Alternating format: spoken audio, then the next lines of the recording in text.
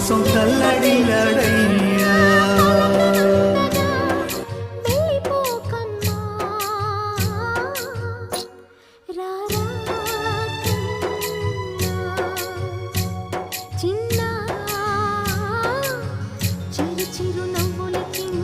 చనిపోయే ముందు మేమెవరు గుర్తు రాలేదారా నీకు?